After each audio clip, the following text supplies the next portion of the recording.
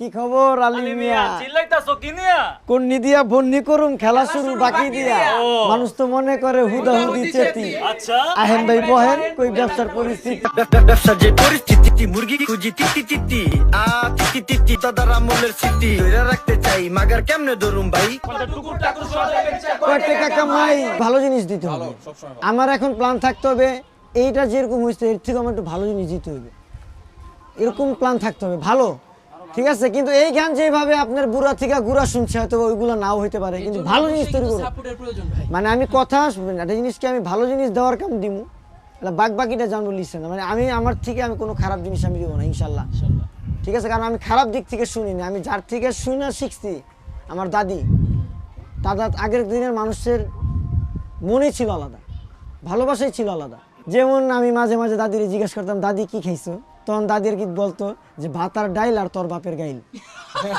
ঠিক আছে, মানে ভাল লাগছে বুঝছেন, এরকম আর কি না। অনেক লাইন আছে, আরো অনেক কথা বলতো দাদি। ছোট ছোট পোলা পাইন দুধ ভাত খায়, বড় বড় গাছের লগে যুদ্ধ করতে যায়।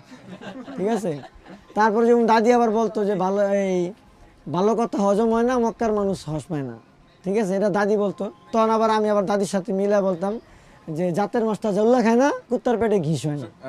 আমি আপনাকে আবার একটু মিলে বলতাম, মানে দাদির লগে তখন থেকে আমি এই সকল দিকে খুব ছিলাম। কথা বলার স্টাইলটা কি আমাদের এরকম মিলা কথা বলার আমি দেখছি আপনার শুধুমাত্র হিপহপই যায়, কারণ একমাত্র হিপহপে আছে। আমি একমাত্র আমার গান জগতে আমি অনেক ধরনের গান শুনি না তা না, কিন্তু একমাত্র হিপহপ একটা গান যেটা আমি একের মনের থেকে যত বাস্তব কথাগুলো আমি তুলে ধরতে সুন্দর পার্ট বাই পার্ট একটা হিপহপ।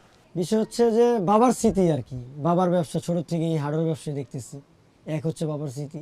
আর মুরগি তিতির বিষয়টা বলতে গেলে এখন মনে করেন মানে মুরগি এখন সবাই আমরা, হয়তো অনেক সময় কাস্টমারও মুরগি হয়ে যায়, আবার কোনো সময় দোকানদারও মুরগি হয়ে যায়। কাস্টমারের চিন্তা থাকে দোকানদারের মুরগি বানায় কেমনে কম নিম, আবার দোকানদারের চিন্তা থাকে যে কাস্টমারের মুরগি বানায় কেমনে বেশি নিম। তো এই জন্য মুরগির কথা উল্লেখ করছি যে আমরা এখন মুরগি হয়ে গেছি সিন্ডিকেটের হাতে। দেশের ব্যবসা বাণিজ্য পুরো ফুল সিন্ডিকেট। মুরগি ডাক্তার রোগীরে মনে করে মুরগি, রোগী ডাক্তারে মনে করে কষাই। বিষয়টা হচ্ছে এই জিনিসটা আর কি। তো ওই ক্ষেত্রে আর কি কথার এইভাবে আর কি যে আমরা যেহেতু র্যাপ তৈরি করি এইভাবে, তো ওই ক্ষেত্রে জিনিসটা এইভাবে তুলছি যে ব্যবসার যে পরিস্থিতি মুরগি খুঁজি তিতি তিতি খুব খারাপ অবস্থা। 80 টাকা কাম করে 82 টাকা খরচ, আর মাস শেষে হিসাব করে বিচি দুইটাই সরস। চিন্তা যখন করছি যে ব্যবসা বাণিজ্য নিয়ে করবো, একজন কাস্টমার আসবে একজন কাস্টমার যাবে, তো কাস্টমার যদি একজন কাস্টমার যদি র্যাপই মারে তাহলে 16 লাইন র্যাপ মারতে হয়, তো এইভাবে তো হবে না। এই জন্য কনভার্সনাল র্যাপ এই কথোপকথন চিন্তাটা আমি করছি। তো চিন্তা করলাম র্যাপটা তৈরি করবার কীভাবে, যে একজন আরেকজনের কথা বলতেছে এই টিপি। তো লেখাটা কীভাবে লিখতে গিয়ে অনেক সময় লেগে গেছে, বিষয় হচ্ছে এরকম। তো রেকর্ড দেওয়ার পর মানে এই গানটা এরকম একটা গান হয়েছে, অনেক গান আসছে আপনি খেয়াল করবেন শুনার মজার থেকে দেখা মজার বেশি। বাট আমাদের এই গানটা যেমন শুনেও মজা দেখাও মজা। তো আমাদের এই গানটা যখন সবাই মজা পাইছে, ভিডিওর প্ল্যানিং আমার ছিল না, কিন্তু ভিডিওর একটা ভালো বাজেট লাগে।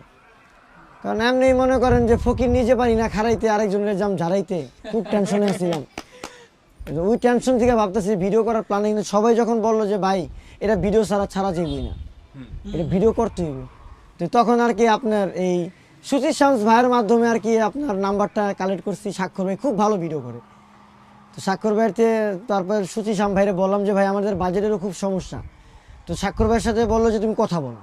তো ওনার সাথে কথা বলার পর ওনাকে বললাম যে ভাই আমাদের বাজেটে কিন্তু অনেক সমস্যা ভাই।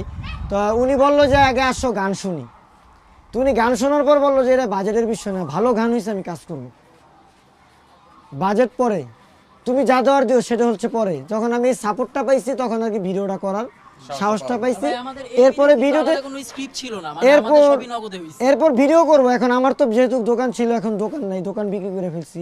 তো এই জন্য ভাবতেছেন দোকান কই পাবো, এই জন্য খুব হেল্প মানে আমাদের বাবু, আমার বন্ধু আছে বিজে বাবু, আর আমার ভাই ব্রাদার ওই যে সোহেল ওই যে বসে আছে, মানে পুরো হেল্প আমার এই দুই ভাই ব্রাদার থেকে আমি পুরো ফুল হেল্প, মানে বলার বাইরে। ধরতে যদি গান বলি, এই গানের পিছে সম্পূর্ণ পিছের থেকে পুরো ব্যাগিংসি যেই হেল্পটা করছে এটা হচ্ছে আমার বন্ধু বাবু আর ওই যে ভাই ব্রাদার সোহেল।